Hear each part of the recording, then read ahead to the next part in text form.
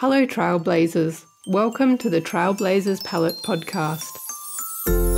I'm your host, Sancha Marshall. Today we explore the artistic journey of Dorian Iten, a multi-talented artist and educator who finds joy in collaboration and creation. Dorian's dedication to understanding the physics of light transforms the way art comes to life, both in his teachings and his own work. Born in Austria, raised in Switzerland, and educated in classical painting in Italy and entertainment design in the US, Dorian's diverse background enriches his approach to art. He draws, paints, sculpts, and teaches, finding his greatest joy in creating alongside others. On his website, you'll find a wealth of resources, including courses, articles, and an archive of live streams, all crafted to enhance your artistic skills and appreciation. Dorian's commitment to making his insights accessible is evident in everything he does, aiming to enrich the creative community. Dorian, a warm welcome to the Trailblazers Palette Podcast. It's such a pleasure to have you on the show. I'd love you to tell us a bit about yourself. Thank you for inviting me. Physically, I'm in Switzerland, in a tiny village in the Alps. I moved here from Barcelona and previously New York and different places around the world. But this feels really, really nice to be embedded in the mountains and in nature now. Yeah.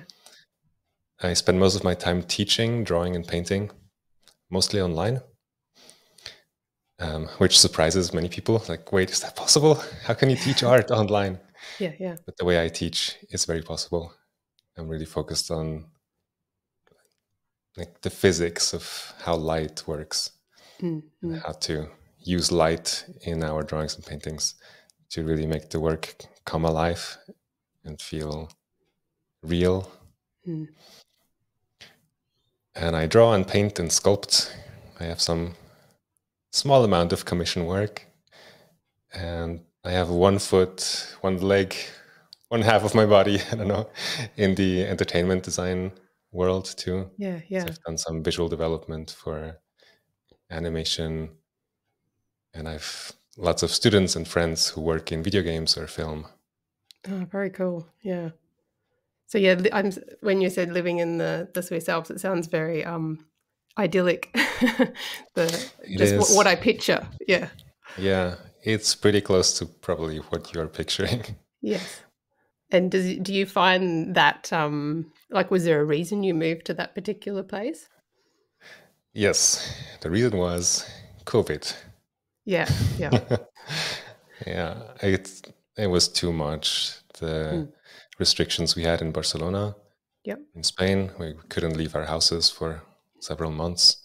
And I was teaching at an academy there, Barcelona Academy of Art, and they were in lockdown. So I couldn't teach. And I had been thinking about going on sabbatical for maybe 2-3 years. I was teaching for 5 years in Barcelona. And year 2, year 3, it's like, as long as I have students, they are my top priority. It's really, really hard for me to make time for my own work when I'm teaching. And there I was building and running the entertainment design department within Barcelona Academy, which is super fun. It's a traditional academic school, still lifes, portraits, figure drawing, cast drawing, all the classical academic stuff. But we had an entertainment design department within that, which is merging the two fields I am passionate about and experienced in. I don't know a lot about that, Dorian. Do you mind explaining kind of what that entails? Which part? So what actually was your department? Like, what did students learn and how did they learn it? We had the academic base, so we were still doing figure drawing, and I don't know if you know about bark drawings. It's based on this 19th century drawing course by Charles Bargue. It was taught in Paris. It's like a progression of drawings to copy, to learn how to see accurately. Right. It's used around the world since then in art school, drawing schools. So we were doing that. We're drawing from plaster casts and from the human figure. And then part of the week we would do things like character design, drawing from imagination. And I liked to work in projects. So every term we had a kind of project. One term we made a booklet, a small book, where every student imagined a little character creature that could be living in the academy. Mm-hmm. Someone came up with a gnome that steals people's charcoal sticks and hides them in a little... Yeah. It sounds very creative and fun. Yeah. How much did the digital side come into that? Yeah, about 50-50, I think. Yeah. So some of the figure drawing and cast drawing was done digitally in Photoshop. It's just a different medium, but the principles are all the same. Yes, it would be. Shapes, values, edges, perspective, anatomy. Yeah. You can do it in pencil, or you can do it in Procreate on an iPad or in Photoshop. Yeah, you're right. Those basics stay the same, don't they? And once we learn them, it's kind of, you can use it across all. I really like physical touch. Yes. Like having an original that you can hold, you can gift someone. There's only one of it. Yeah.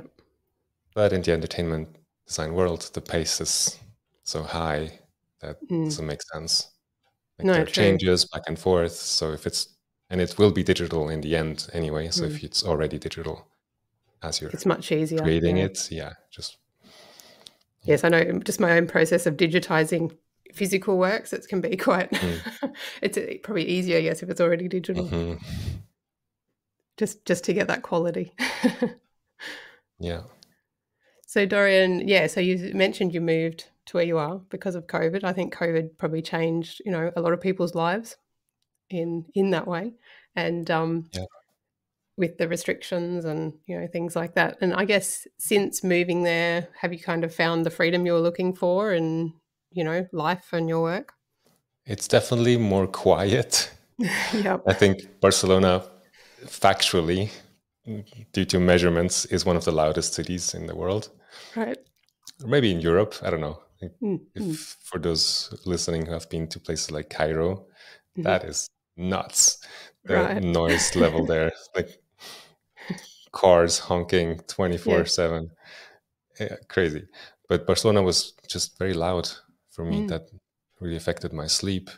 Right. And just, everyday life.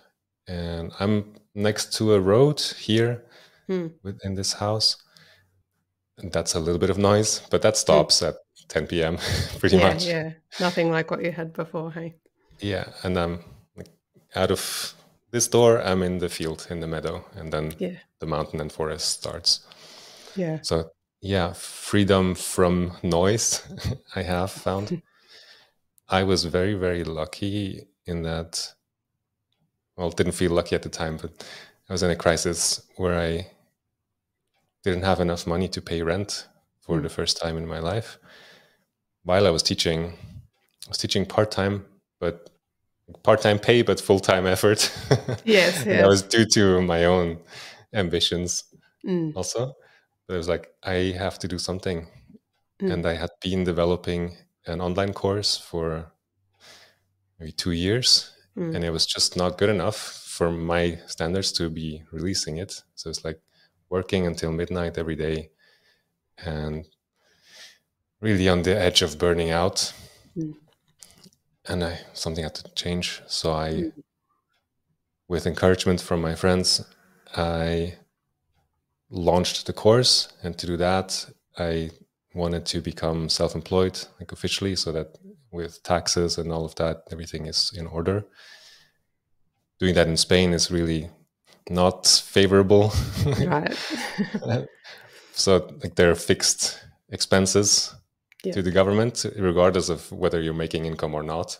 Right. And not having money, that was very scary. Like I'm taking on new expenses without knowing whether my new business is going to generate much income. But I jumped out of desperation to really also, and got all the paperwork done to become self-employed in Spain. And a week after I finished that process and got my new card from the bank and everything was done, like days after the lockdown started. That was not on my horizon at all. That was like COVID was I don't think far it was on away. any ones, yes. Yeah. So I can't go to work in the school. I have a new company registered. My online course is, I don't know, 60% done. Okay. And I published the course and said the rest is coming. Like we're going to start in, I don't know, 3 weeks. It's not finished, but I'm going to finish it as we go. And so I had a job and income source when I decided to make the move. And that's what I'm doing now still. And so that sort course of is my main that's focus. what you call the shading course. That's your that was sort of born then. Yeah. I mean, the materials I've developed over the last 10 years, and I've taught versions of that course online before and at the academy. So that's been a longer project, like over 10 years, developing that material and refining it. But yeah. Because I think that's where I came across your Dorian, because I had signed up to Stan Prokopenko's course on drawing. And then I was looking to like deepen my knowledge on shading because it was, still like an obstacle for me. And that's when I came across your course through Proco. And I didn't know at the time that you also sell that through your website as well with mentoring and that you run through that a couple of times a year, don't you, with live group sessions and students and things.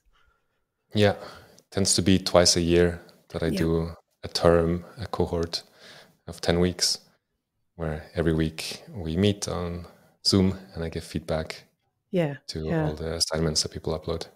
Yeah, it's super fun. I really enjoy doing that. And on Proco, there's a kind of self-study version. It's the same lesson, like course content. Yeah, you just go through it at your own pace, and yeah. Because I know as a teacher, I very much appreciate like the effort you put in and the way you explain things. I think it changed my perspective on the way I saw drawing and the way I saw shading, and it kind of was I mean, I know we're talking about light in the course, but it is like a light goes on with just all the what's in that one thing that is so diverse, So yes, thank you for creating what you do. I think that many artists probably do appreciate it. I hope so. Yes. Can you put into words how your perspective shifted? For me, I think that drawing, I prefer painting, and I like that kind of really intuitive process, but I've never really been hugely drawn to abstraction. I like your work's sublime. Like I look at your work and I just see that, I guess beauty in the realism and that of something. And I like to combine that with abstraction, but I struggled with shadow, and I struggled with the how to get it down, how to get it realistic. I like it to be not quite right, and I didn't know why. And I think through your course and learning, the variations in the shadows and is it the ambient occlusion, things like that, helped me maybe to developing a language for these things. Yes. I printed that out and put it in the front of my sketchbook, and it just helped me see differently. Does that make sense? Yes. So when I'd look at something, it helped me, because we homeschool our kids, so running around the house with torches and eggs and doing all sorts of weird experiments. Awesome. And my 2 teen boys, they're into Blender and things like that, so that was pretty cool. Okay, you were using that in the course because they develop little video games. Video games and stuff, and it was quite amazing to sort of see. It's like, I can see what Dorian's talking about. So that's how it changed my perspective, was that it was no longer a mystery, I guess. It wasn't like this language that I didn't know. That is the biggest gift for me from my education, my training in the classical drawing and painting area, is being able to see so much more than I was able to see before. Like in everyday life, it's just enriching my quality of life. If I'm sitting on the bus and the light is falling on the person's hair in front of me, and it's like all these things, beautiful things that were there before, but I just was blind to them. Yes, and I think that it does, like it helps us see that beauty and appreciate it more. And also, if we do want to be able to draw it, we can, because before couldn't, and it was so frustrating because I'd have an image in my head and I wouldn't be able to quite get it right. And I I still, with my practice, I need to do more. But I don't know if we'll ever get there. No, I think that's it. And that was something actually I was going to talk to you about, because I know I listened to your talk about mental health that you did. Was it about recently on Proco? Yeah, and last you week. talked about, perfectionism. And I know, like I struggle with perfectionism. And while it can be a good thing, it can also, really hold you back. Yeah, high standards are a good thing, I think, and Yes. sensitivity and the ambition to make something really, really refined and beautiful. Yes. And yes, there's a shadow side, let's say, to that also. Yeah, absolutely. It's a good and a bad. Like they say, you can use your powers for good and evil, but sometimes it's everything comes with pros and cons. How are you dealing with that when you notice, oh, I'm kind of in perfectionism? Yeah, and I think I was going to talk to you about that, Dorian, because with your talk on mental health, that's something that is really important to me, because I've struggled with anxiety and OCD and all of those things, and it's why I do art as well, because that's nearly like a solution to me. It makes me happy. But in dealing with the perfectionist side of things, I can get a bit caught up in it. It can mean that I spend too long or don't finish a painting, or have kind of a little bit of I don't want to put that out into the world, or I don't know how it will be received. But on the other hand, it means, my work's always impeccably framed, or it's, I like to, when I send something off, I like it to be perfectly wrapped, or, there's both sides. How does that manifest, I guess, for you?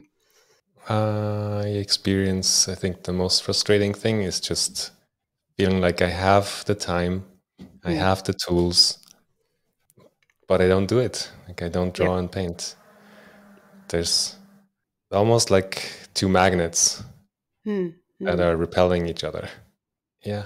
Part is fear, I think. I don't trust myself to be able to do what I want to do with them. So there's other stuff that's more urgent, like teaching, making a new website, or making new videos. And maybe it's just both of these projects don't really have deadlines. One of them, the client has already paid. And one of them, they've paid a different client, but they've paid half of it. And there's take as long as you need. And that is amazing. Yes. In a way, that's a dream project. Like you can do whatever you want and take as long as you want. And I like having at least one of them that I'm looking at right now. I like having it in my studio. I think it looks quite nice now, but it's unfinished and it's in charcoal right now, and it's going to go next to a door, I guess part of the door frame almost, in an apartment in the client's home. So they'll be passing by there every day, in and out, like with bags and jackets. It's like charcoal, even if I put fixative on it, I think it's not going to work in charcoal. So I have to put a layer of paint on top, but that will change how it looks a lot. Like now it's very subtle and controlled, safe, and beautiful. And the references they've sent me are quite painterly, quite rough and abstract. So I could be having fun. I could make a mess on this canvas, and if I don't like it, clean it up again, sand it down, whatever. There's no risk. Like there's no art police that's gonna arrest me if I make a big enough mess. But in my mind, it's I think I don't trust myself that I can do a good job. So I stay away from it. Yeah. It's fear and not enough I trust. can relate to that timidity with things. It's like, I know I could, but I don't. Yeah. And I go through all these elaborate theories. Like I read books on shame and courage and different therapeutic methods. I take workshops and trainings, and spend a lot of money and time I tell myself it's to improve my relationship to myself and to art. And sometimes I wonder, is all of that interest and time and energy spent just a distraction, just procrastination? Because I don't want to create the courage to just go to the studio and just spend start another session. If it's 5 minutes, that's fine.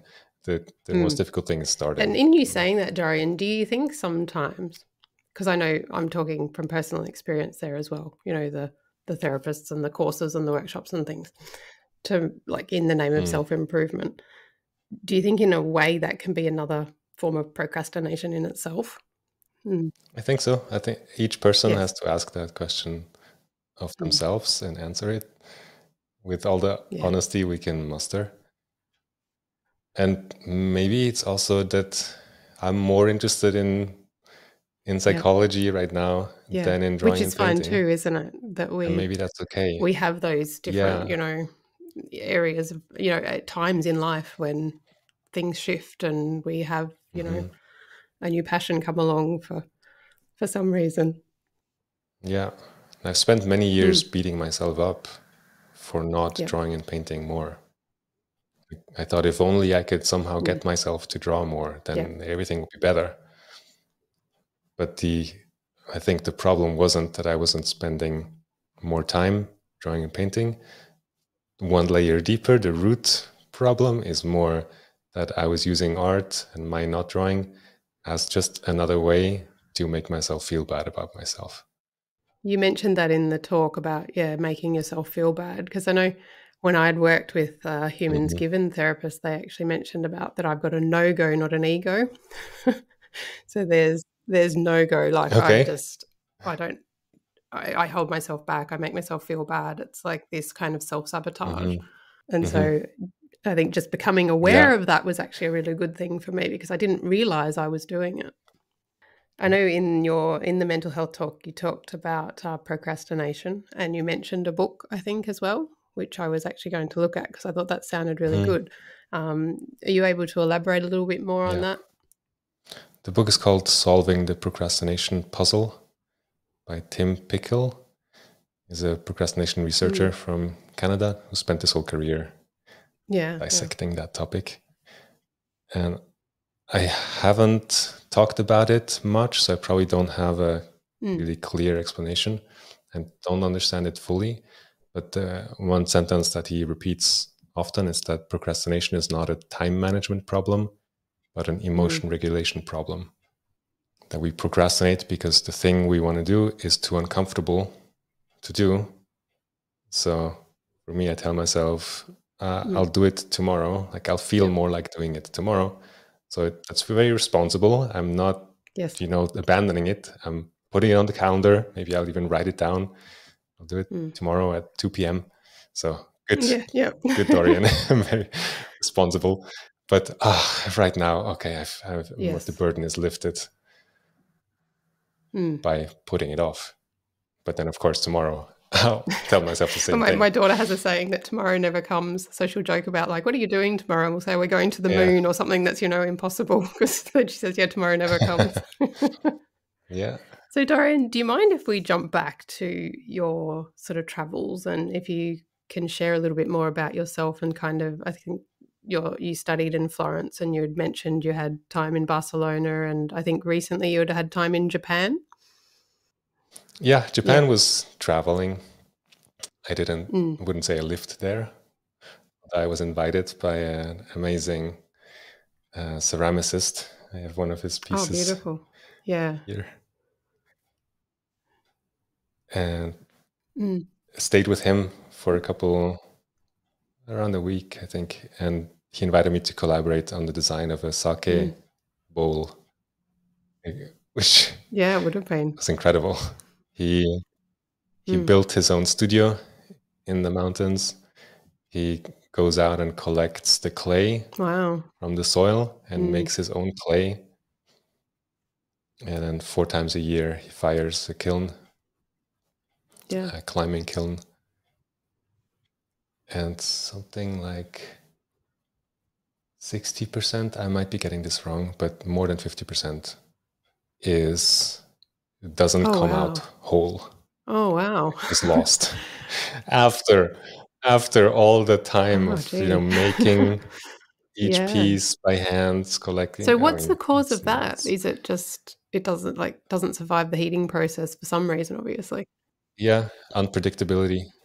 And there are most ceramicists in Japan and around the world put some chemicals into the clay to increase the rate of success of their work. But he doesn't. Natural. He's a purist, which makes every very precious piece that does survive how much more precious. Yeah, that's really beautiful, actually. So I was born in Austria. My mom is Swiss, my dad is Polish. And they separated when I was around 5 in a series of very not good events. And that left scars on my psychology. So I grew up in Switzerland with my mom and a stepdad, who I'm so grateful for, just life having brought them together.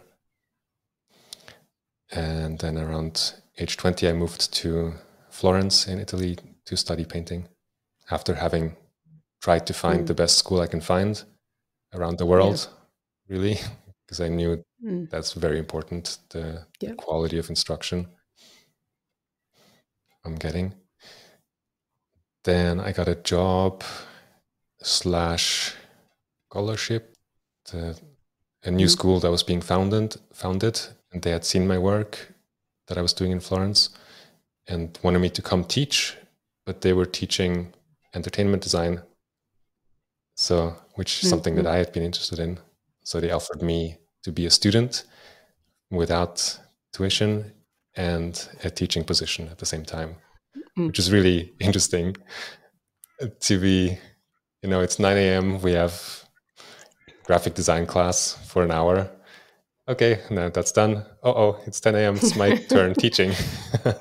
So I teach a version of the shading course, light and form, for an hour, and then we go back to do animation or something. I went to Austin, Texas, where one of the studios of that school was. It was a hybrid, one of the first online schools, but they also had physical studios, physical locations. So moved to Austin, which is super exciting. Got my first iPhone, iPhone 3. I felt like I'm in the future. Google Maps in the palm of my hand. Amazing. And then there was a conflict with that school internally. And the person who was supposed to run the studio in San Francisco was removed from that studio. And that San Francisco studio was focused on the academic, classical direction. Austin was more video games. Kansas City was more illustration and fine art. And San Francisco was more academic, fine art. So they asked me if I would run the studio there, which was an incredible opportunity. So I went there for a couple of months, and then visa issues, they couldn't give me a proper working visa. So I had to keep going back to Europe, come back to the US. At some point I was exhausted and I had to stay in Europe. So I spent a bit more time in Florence at the Russian Academy, which is a great complementary approach to the more French, Italian approach of the school I had been studying at, Angel Academy. The Russian Academy is more sculptural, like you're thinking of form and you draw what you know much more than drawing what you see.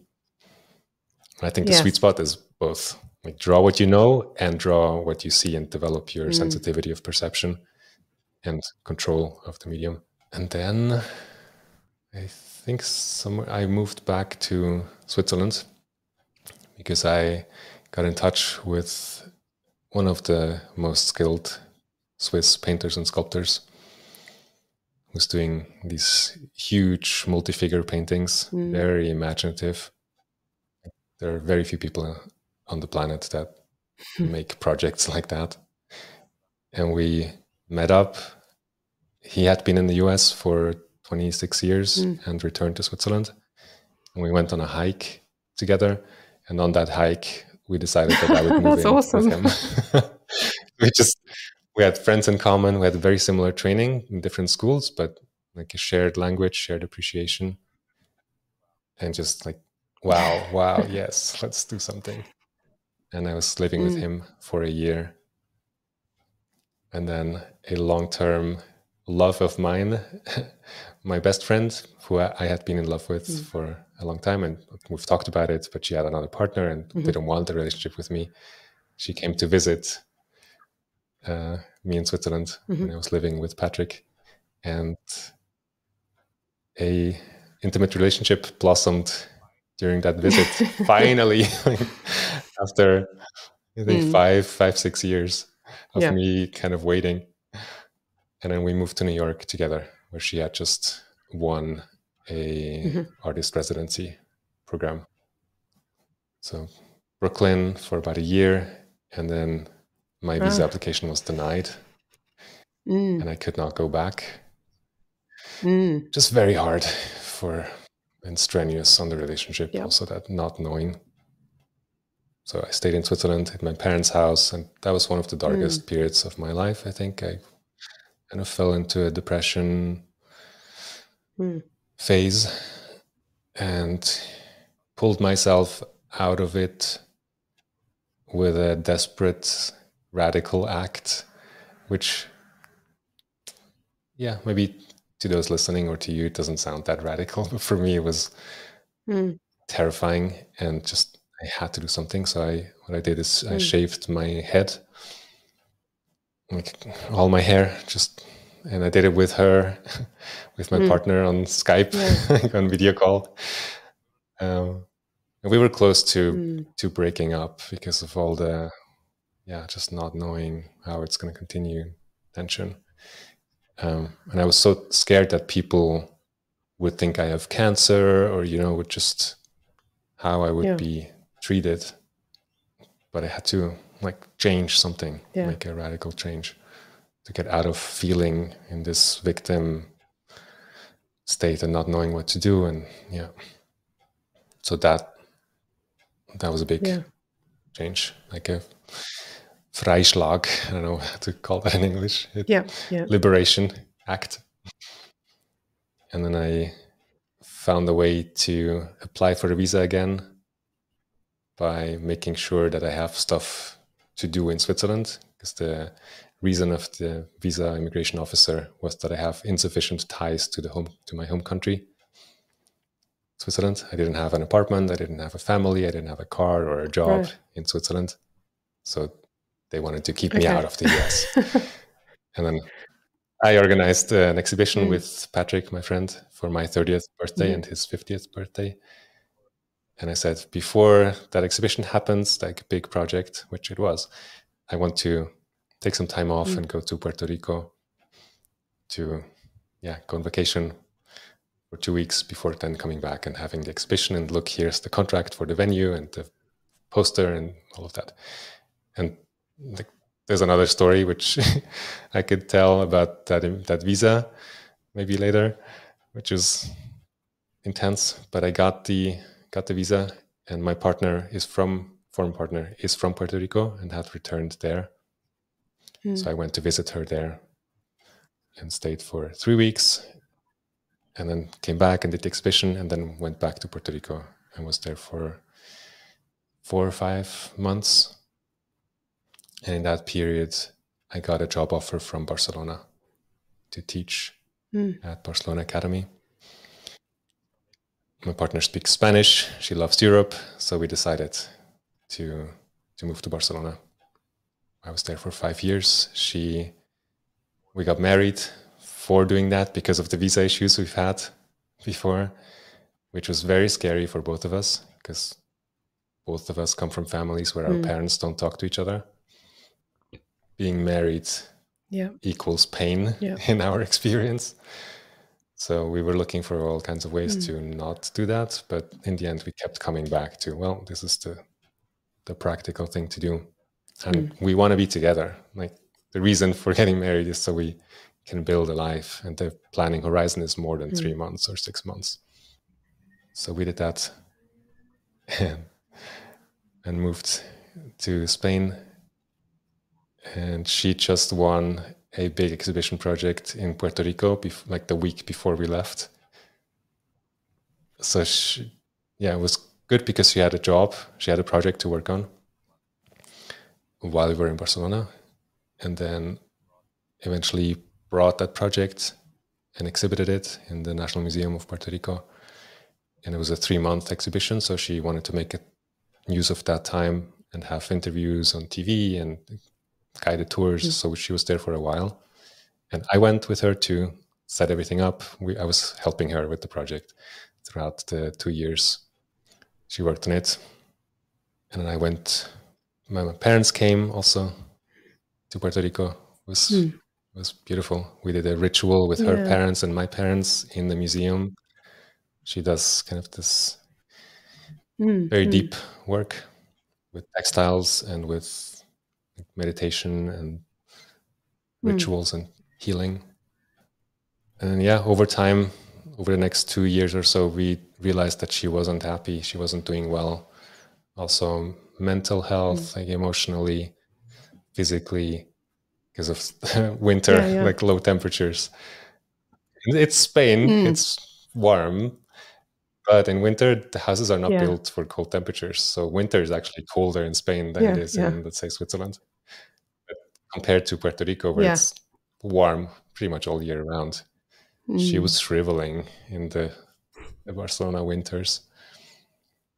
And over time, we just realized she's much healthier and happier on the island, on her soil, which surprised her because she kind of escaped from that little world, studied in New York, studied fashion design there, and had been away for many years. But so we gradually let each other go. Because for me, Puerto Rico is nice to visit. It's fun, but I don't feel comfortable there. I don't want to live there. And so if we're together as a couple there or in Barcelona or Switzerland, it's even worse with the temperatures and the culture. One of us is miserable. So the only path we saw is to let each other go lovingly. And we did that, I think, really beautifully. And maybe karmically, like we separated in a much, much more conscious and kind, loving, aware way than our parents did. So we kind of mended that wound in a way. That's beautiful, Dorian. And maybe that's all, like that was the purpose. And we're still family, like we're still in touch. We love each other.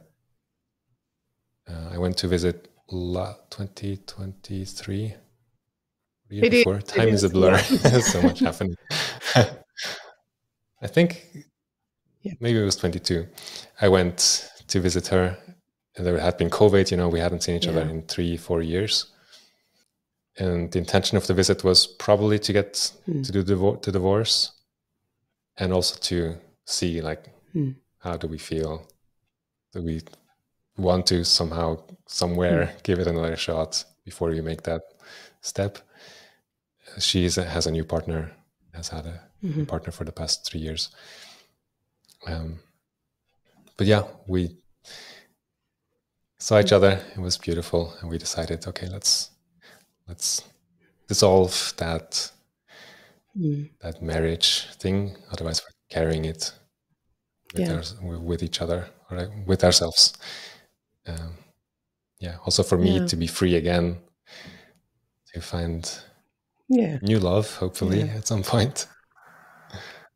Thank you for sharing that, Dorian, and for that's a really vulnerable story. So I really appreciate you sharing that. And I do think too. It's beautiful, and sad, but it is, isn't it? Life. And that we have you know, we do. All of us have good and bad in life. And I appreciate you sharing that, because I think that quite often we don't hear those stories. We just see, you know, the certain filters through whether it be Instagram or, but I love, the real stories and getting to know the people, like the people behind the art and whatever you are doing, and how you're creating, you know, that fulfilling life for you, whether it be in business or, you know, your personal life as well.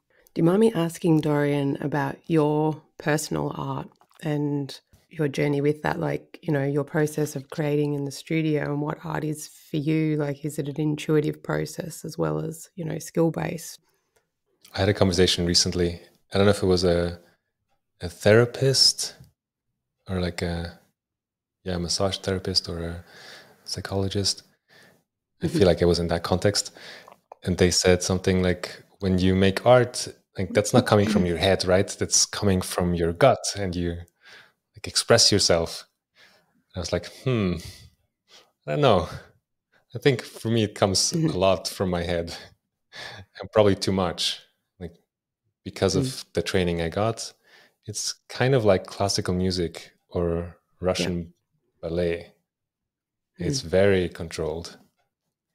And there's freedom that comes from that, like paradoxically, by being able to be precise. It's like with language or with movement. If you have control over how far out you extend your arm and in what trajectory, you can be more expressive in that way than if you have no awareness of what your limbs are doing.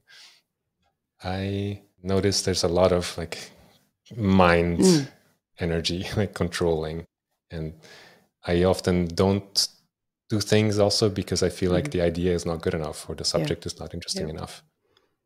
Interestingly, I also really enjoy making a mess, in quotes. Okay, I have that. I can do that.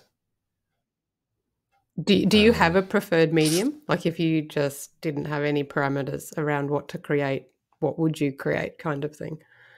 Because we talked about digital and traditional, I think favorite is more in the traditional, but I like having different, like I like the variety. It's more like the mood of the day. It could be graphite or charcoal or pastel or oil or watercolors. I have most experience with graphite and charcoal in drawing. That's where I feel most comfortable and competent. And then after that, maybe oil. And you mentioned on your mental health talk with Proco that a lot of your art is dark or tends towards that. Do you mind elaborating on that? Yeah. So when I do take time to make stuff and just draw and see what comes out, just exploring like that, usually I look at it after and I'm like, man, that's really heavy and kind of, has a pulling down energy, which I feel like there's so much suffering and pain and violence and in the world already that I don't want to put that work out because it will drag people down. But I've also heard that it can be a way for people to feel less alone. It's like, oh, there's someone who made that image. They must be feeling something similar to what I'm feeling. Thank God. Like, it's not just me. I can see both sides of that too. Because I think on that talk you showed your picture with the hand out sort of, and the person curled up with the hoodie and it was like an orb with the dark ball inside. And like, do you mind elaborating on that and what that sort of piece meant to you? Yeah, I think that's a special one because I feel comfortable with showing that and proud of having made it in some way. The vast amount of my work, the vast percentage of what I've made is academic studies. And that's the work I'm proud of. And that also resonates with people and is impressive to look at. And so also it's relevant to what I teach. So when I promote my course, that's the work I show. But also that's over 10 years old, that work. It's my student work. And it still feels like the best stuff I've made, which is also kind of weird and frustrating. But the Pearl of Pain image is one of the very few that's like, okay, that's my personal work. And it's also meaningful and beautiful and something I'm proud of. It came out of a therapy session when I was in Barcelona, working with a therapist to look at my childhood trauma and try to heal some of that. During a session, I had that image in my mind of myself kind of being pulled into a pearl, like a really dense, like a black hole of energy, of pain in front of me. But that pearl is surrounded by padding, by like a gelatin safety, like impenetrable padding, but it's still pulling my attention. So my head is kind of sunken into that padding. And then one hand is kind of resting on the floor, reaching out, but kind of passively, like, please help me. Yeah, because I thought it was really beautiful. I could really identify with the feeling of that piece. And I think that whatever energy that was, it was captured beautifully. Like you can really immerse yourself, especially if you've struggled with those kind of feelings. I think anyone who would know what that feeling is. So I think that, like you said, that thank you for sharing it. And I think it was just beautiful to see that kind of thing done in that way. Yeah. Thank you. I'm glad it had that effect. Yeah, so I should do more of that. But it's still a should. And sometimes shoulds are just that. And I would love to shift that, but I would love to shift it to be drawn to the studio, to make work. And I think I want to make healing work. Like, that's something I've identified over the last, 10 years. I feel that most strongly when I listen to music that has that vibe. Yeah, that sort of strong pull. Like ritual, ancient music that is, like, to me, is healing and touching something very deep. Like, I want to make visual work that feels like that. That's beautiful. Yeah, I talked to a musician, I think, in about the second podcast, and they actually talked about that. I think it was Japan. But yes, they were very drawn to that healing music and that feeling that it had. So I could imagine that translated into art, because I know, I can be very inspired by music and like poetry, things like that. It's just like, how would I capture that, in an image? Yeah. It would be, quite powerful, I think. Yeah. When you say poetry, it brings up David White for me. When I listen to him recite his poetry, I'm like, yes, that is what I want to do in the world through my work. On YouTube, you'll find, I think, some audio recordings of him. He has an amazing voice, like a silky gravel. Which can be like, when someone's reading their own work, it can be quite powerful, can't it? Yeah, something very moving. I don't know, I find in poetry that, like, sort of that electric feeling, like just the images you get, and it can be a really good catalyst for creating art. So Dorian, talking about your teaching and that, I just wanted to sort of, like, how did you come about having your shading course on Proco? So that school where I went to the US, to Austin, Marshall Vandruff was one of the other teachers, and Marshall works closely with Stan Prokopenko. They had a podcast together called The Draftsman Show. And for anyone maybe who's come across Marshall, he's the older gentleman who's singing, and is just a wonderful human being and teacher.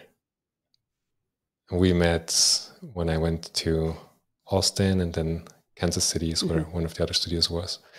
In Kansas City, we met in 2010, I think, and really connected. I think he has that sensitivity, generally, a general sensitivity towards life and other people.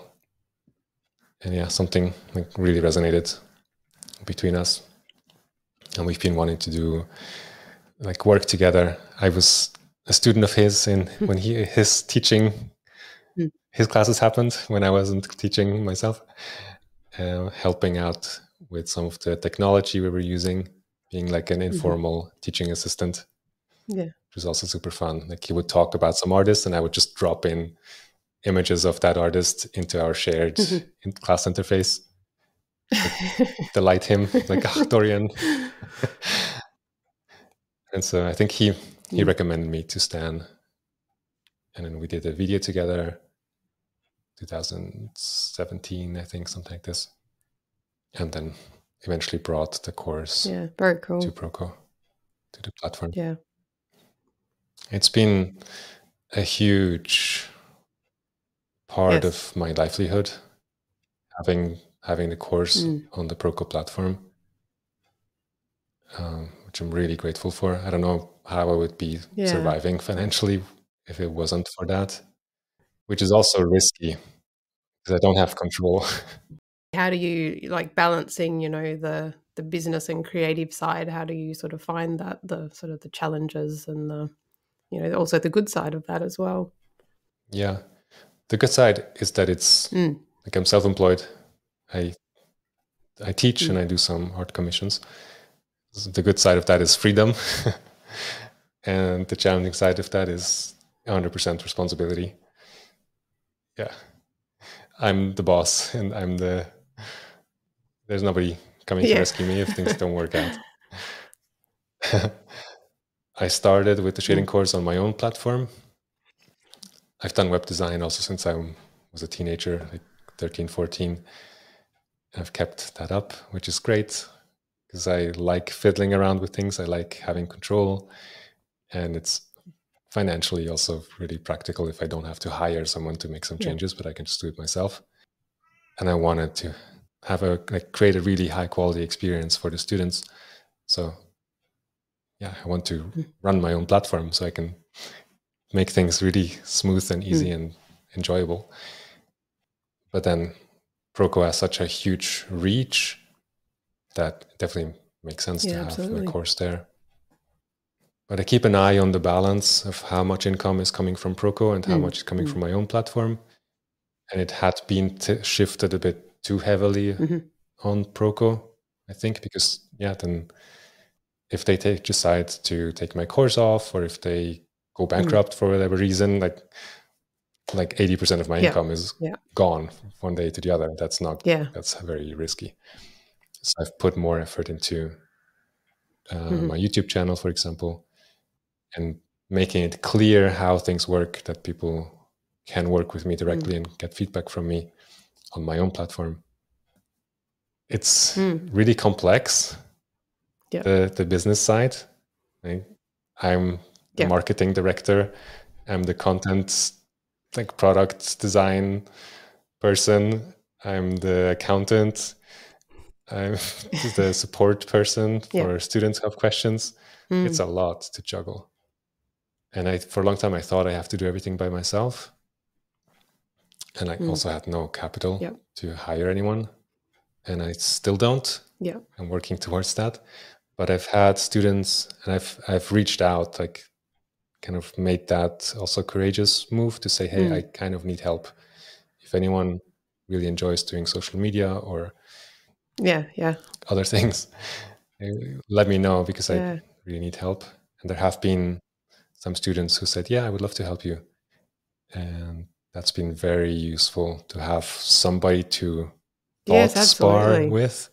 So it's not just myself making all the decisions and being lost in thought loops. I can identify with that. I know at the moment I'm off social media because I just found that, I don't know, I just needed a break from that. But yes, I thought somebody to do that for me would probably be ideal, because then there's just some things that you can do and some things you don't, that aren't quite so, I guess, fun, but are necessary. Yeah, and I learned, to my great surprise, that some people can do things better than I can. It's that perfectionist thing. We can tend to go, no, I want to do it myself, or I think I can do it better than somebody else. But yeah, you're right. Well, I think I have very specific opinions about things. And I've done like graphic design also since I was a teenager. One of my partners, short-term partners I've had, is a graphic designer, and she helped me with some of the stuff for my business. And what she did was actually better than what I had done. Yeah. And it was super fun to do that that's collaboration good, yeah. together.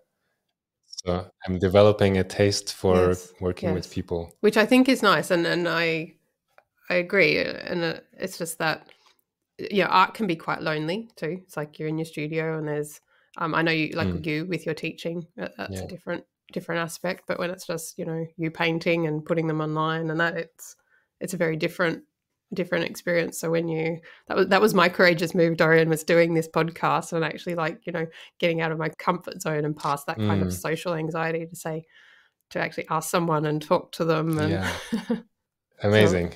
Because I know you talked about that, didn't you? That being courageous. And I think when I talked to Gwen Seymour on the last podcast, she talked about, that being brave. Do you mind talking a bit about that? Like, what does that mean to you? Is that like sort of what you were talking about, asking for help? Yeah, that was one example. I don't know if I made that point clearly as I maybe wanted, about all the therapy and workshops and reading books being a potentially also a distraction from just doing the work. Similarly, I've wondered or asked myself, like, wait a second, what if the solution here is just courage? I frame it like meaningful, courageous action, I think. Because we can be recklessly courageous also. Or like conscious courage. I don't know. For me, I tend to be cautious and timid in many contexts. In some not, like traveling or moving to another country. Many people, like I've heard quite often, like, wow, that's so bold or courageous or adventurous. I could never do that. Part of that is I think that people often have a much healthier social life and abilities to connect. So they have their circle of friends and their family. They feel really embedded and comfortable and like rooted in that community. And I struggle with that. So I didn't have that really rich friend group. So for me, it was easy to move to Florence. Also, I really, really, really wanted to learn how to make magic on a canvas like I saw people do there. Every time I moved, it was for something that I really was really exciting that you wanted to pursue. But I think that's a useful question to ask ourselves. Like, what if the solution, when whatever problem you're facing right now, what if the solution was courage? And I kind of knew what I need to do. I was just afraid of doing it. And asking ourselves that, I think that would probably be, fairly obvious in whatever situation you're in, and that answer will change for, depending on who you are and what you're doing. Yeah, could be having a conversation that you know you should be having, but you don't want to because it's scary. But almost always it's going to be better if we do have that conversation sooner than later. Yeah, I know for me with art, I've felt very alone, and that's mainly that's my own, because I tend to keep to myself, and sort of like I can identify with what you were saying there with not having a lot of connections and things like that, just because I struggle with that. Not going into it too much, but that friendship thing. Yeah, things like that. Many of us, so I think hearing someone talk about that's a really good thing, to know that you're not alone, but that I just love meeting other artists and people and talking to them. And sometimes there's barriers to that though, whether it be, sort of how your life's set up or where you are. And so it's nice to I guess, get past that and realize it's not quite so bad. I think I've always kind of known that there has to be a better way to be in this world than the way I was feeling. So I would force myself to go to parties or go to a conference or convention, even though I was terrified of doing that. But I also wanted to meet people and learn and meet my heroes. Many conference days I've spent feeling just super anxious, and I get these sores in my gums when I'm really stressed. And that was like constant in these conferences and events I would so go to. you know that it's, you know, that anxiety is having a physical effect on your body, and and moving past that. I mean, that's brave, Dorian, in itself. And I think that, you know, what's brave for one person is not for somebody else. But I think acknowledging that in itself is important. Yeah, it's kind of confusing how in some ways I have a deep trust in life that things will be fine. I've traveled to places that I was afraid of traveling to, and I cleaned up everything in my house and like put my documents in order and left everything in a way that if I don't come back, it's kind of fine and it's easy to find things for my family. Stepping into that, it's like, okay, if I don't. So where were you traveling, Dorian? That this was. I think Egypt was the most scary. We went to the desert and I traveled on my own for a while. South Africa, I was quite scared of. It's much safer than I thought. I think those two mainly. I've traveled to Nepal also. Yeah. In some ways, I felt courageous in that moment where like, okay, I'm kind of letting go. And then when it's about, like in Barcelona, I was living in a beautiful town, a part of the town called Gracia. There are many restaurants and places. And I would be, like I often wanted to go into one of these places to see what it's like, but I wouldn't dare to. I would feel so uncomfortable. It's like going in, I imagine in my head, if I go in and then I somehow don't like it, I would have to go out again. But that's such a slap in the face for the person who's there that I wouldn't want to impose on them, like rejecting them like that. So then I would feel like I have to stay, but I don't want to stay. Like, it's just... I know the feeling. Very much, because I don't want to, you don't want to offend people. And it's... I think for a long time I was beating myself up for being like that. That's the actual thing that's worth working on, I think. A relationship to ourselves. Yeah, that loving of self. If the beating up can stop. Yeah, I think accepting yourself, good and bad, is fairly difficult. I know with my own journey with anxiety and that, I haven't actually shared it in depth because I'm embarrassed. And it's, you know, for me, it's probably hard. Like my family knows, of course, and that, but that's sometimes why friendships and that I find difficult, because it's hard to share that part of me. But I've come to learn to accept that part of me myself. So, you know, it's still a work in progress, which I'm sure you'll probably find too, that, you know, it's never sort of complete or finished. Or so I had a friend say to me, "So are you over that yet?" Which was sort of, I'm like, I don't know if you're ever over it. But do you feel like there is progress or healing? Absolutely. And I think that the last couple of years I've really taken time to work on those things, which has meant I've stepped back from a lot of friendships that sort of weren't maybe understanding or accepting of that, which has been difficult. But it's also been good in a way too, because I know moving forward, I'm in a much better place to advocate for myself, I guess I would say, in who I am and the way I approach life, and that's okay to be that way. And how about for you? Yeah, things are getting better. Some of all the things I'm trying out are helping. I'm feeling more comfortable with who I am and being with other people. And I think I have a sense that there is something that I can fundamentally heal, and if on a deeper level, that is a kind of before and after change. Maybe that's just a hope or a fantasy, but I have heard people talk about having experiences like that, where they do get over. Have you ever been tempted, and just on side, to try, like, you know, the I don't know the name of it, but it's like therapy mixed with medicinal mushrooms, that kind of thing, where you hear like people's transformative experiences. I'm too scared to try something like that personally, but yeah. I've done 2 ayahuasca ceremonies. Yes, that's it. Okay. Which is like that. And how did you find that experience? The first one was like set and setting is super important or things like that. And I think ayahuasca especially is not something I would recommend anyone to just play around recreationally with. You're probably not going to have a good time.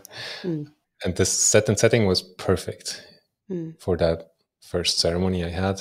It was with a really good friend that I studied together with in Florence and traveled with in the US. And like he's from Mexico. So it was in Mexico City, but in a kind of greener part on the property of his mother, who is a psychotherapist, who also joined us with his brother and him and maybe 6, 7 other people and 2 shamans that they had been working with, I think, for a couple of years at that point.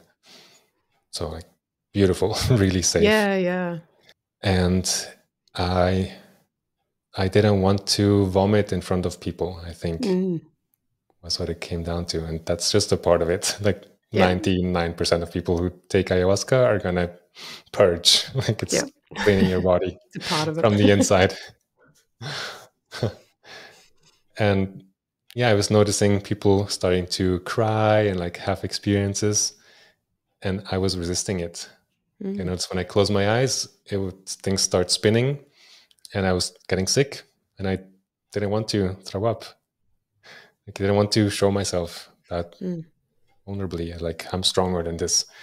So I would open my eyes again and the spinning would stop. But I wanted to have an experience, of course, too. So I would close my eyes again and I would go back and forth. And it was interesting to see that I could control it. Like there's a brake pedal for the experience. Yeah.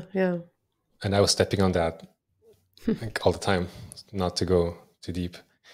And at some point there was time to take a second dose, like go to the shaman who was giving more of the brew, and I was kind of deliberating, but then I decided, okay, I really want to, because you don't do these things out of fun. I think most of us. I was suffering with the anxiety and the internal conflict and about art and like all this stuff. I wanted to get better. So it's like, okay, I'm going to go up and ask for a second. And as I get up, the shaman packs his things together and puts them aside.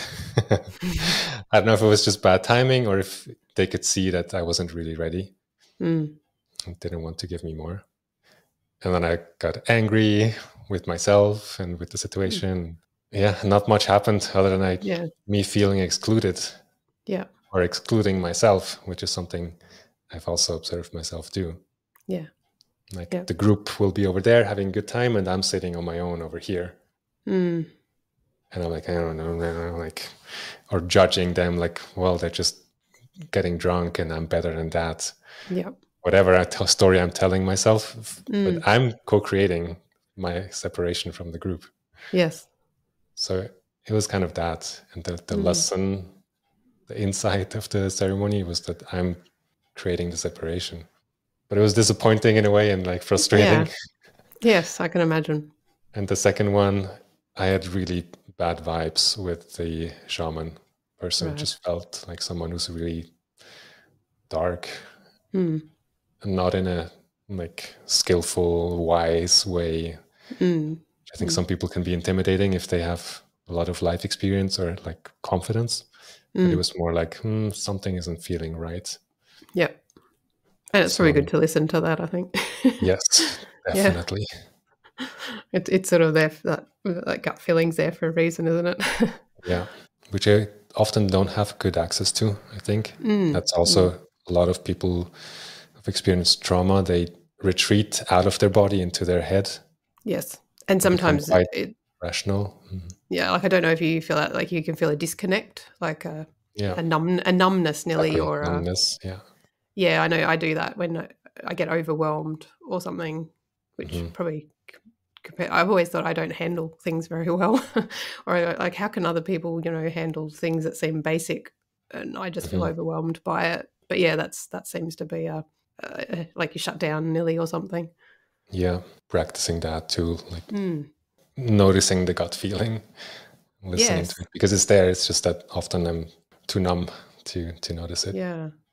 And is there any sort of way that you came about, reconnecting with that, or like any practice that I know meditation can be that type of thing. Mm-hmm. Can also be challenging for some people. I think, too much. Yeah. A really lovely, yummy, fun way for me to do that is the contact improv.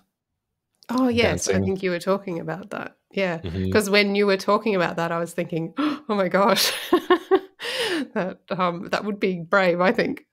Yeah. I didn't really know what I was getting myself into. I was just like, my partner, my wife wasn't there like several months. I was feeling like deprived of physical touch. Yeah. Just simply that. And connection with people, community. I was teaching like several days a week, but it's different. Yeah. So I looked up dance meetups on meetup.com, and I found like an open dance session. Like, okay, that sounds fun, in the community center. And I went there and nobody was there. Like, am I in the right place? And someone cleaning came by like with a broom, like, hey, I saw this dance event. Is this happening here? And they were like, oh yeah. She's going to be here soon. Don't worry. So I waited. And then a guy came. I knew the host was a woman. So this was another participant. Like, here for the dance? Yeah, me too. Yeah, okay. Not here yet. Okay, let's wait. Another guy comes. 3 guys. And then the organizer arrives, like, oh, hey guys, okay, yeah, let's start. And she says, okay, so we're doing contact improv. So you're just touching somewhere, usually like the back of your hands, and then you just move with the other person. Sometimes you're leading, sometimes you're following. There's no rules, just go. And I'm thinking, oh, I was hoping to dance with a woman. I'm not really that interested in dancing with 2 guys. But then it's like, okay, I'm here. Like, whatever. Let's try this. And it was so fun. It was so playful. And then a few more people came, also some women, which is nice. Because I was craving that connection. Yeah. And I started going to different contact improv jams like that. And it became very normal to dance with all ages. I mean, I think the youngest people probably were early 20s, mid 20s, but it was up to like 70-year-old people coming to, that's really cool, to move together, and men and women and all ages. And it's just really beautiful. A rewiring of my nervous system, of how I relate to people. Usually I feel very unsafe with people. I feel like on guard. I have to protect myself. And it's unconscious. Consciously, I'm like, I like these people. They all look fine. They look safe. But in my body, something is like, careful. And the more I did that contact improv, experiencing being playful with strangers, I was able to relax much more. That's amazing. With strangers in the subway or in a conference. Yeah, it's nearly kind of like an exposure type therapy, isn't it? Yeah, I think if you can do things that scare you in a way that you enjoy, that's where it's at. Yeah, we can do things that scare us with force, like grinding, self-flagellation, and just force and abuse. We can do courageous stuff that way, and that works. That satisfies our sadistic, masochistic needs, maybe. Yeah. But it's not that fun. If you can actually enjoy it. Yes. Tap into that fun side, it can be much more powerful. Fear is more excitement. Yes. If you live, like those listening, if you live in a bigger city, there's a good chance if you look up contact improv that you'll find a group that does that. Okay. And of course, listen to your gut feeling when you're there, but you can just go and check it out. Yeah. And try it. I'm gonna Google it after, Dorian. There are communities around the world. I've done it in Berlin, and I've had beautiful encounters with strangers. So Dorian, in sort of finishing up, do you have any sort of future pursuits or anything that you're looking towards or heading towards? Feels pretty open. I think the last 1 or 2 years. I feel like in a transition still. In the past, there was usually something I was working towards or in the middle of that was really exciting. A new place or a new job or something like that. And now I feel a bit more settled in this apartment in the mountains. I think financially I would like to be more at peace, a bit more relaxed. That pressure is on my mind quite a lot. Yeah. I have this interest in psychology, therapy, mental well-being, and I'm cautious with it because I wonder how much it is a distraction for me and how much it's really a genuine interest and how much I can actually be useful in that capacity. There's a whole AI revolution. Yeah. Which is, good and bad. It's kind of mind-blowing, and it's also, a lot of artists, are really scared about it and that. Yeah, I think the next 5 years are going to be quite like shifting a lot of things. So I'm spending quite a lot of time now. My main field of study, I think, is machine learning and that whole field to understand it. And how are you going about that, Dorian? Like I guess educating yourself and things like that. Podcasts, YouTube videos, and playing around. Like installing different systems and trying. In playing around, I realize how fallible and like limited these tools are right now. And they're incredible, they're amazing, they're mind-blowing in many aspects, but they're also still really flawed and limited. Yes, I would agree. I don't know what you've done in that. I played a little bit with Midjourney and ChatGPT, things like that. And I don't really think it's going to sort of take over the world, or I can't see that just yet. But I guess there's a lot I don't understand too. I'm hesitant to talk about it. Yeah, no, now. Fair enough. Yep. I mean, I love talking about it, but I think a lot of people or like the public generally have a really superficial understanding. Yes. And so when they hear some claims or like what's coming, the mind goes into fear very quickly. And I don't want to fuel that fear. There's no point. It's not useful. Yeah, absolutely. And so, Dorian, where is the best place people can find you? Probably my website, dorianiten.com. If people are on Instagram, my handle there is @DorianVisuals. Dorian Iten on YouTube. I think those 3 places. Awesome. Well, thank you so much for being on the podcast, Dorian. It's been awesome to chat. Thank you for having me, Sancha. We'll be in touch in the future, I hope. Maybe we can do some projects together. Thank you for joining us on the Trailblazers Palette podcast. We appreciate your support. Don't forget to subscribe and share if you enjoyed the episode. Stay tuned for more inspiring conversations with incredible guests. Keep blazing your trail, and until next time, stay inspired. This is Sancha, your host, signing off. See you soon, Trailblazers.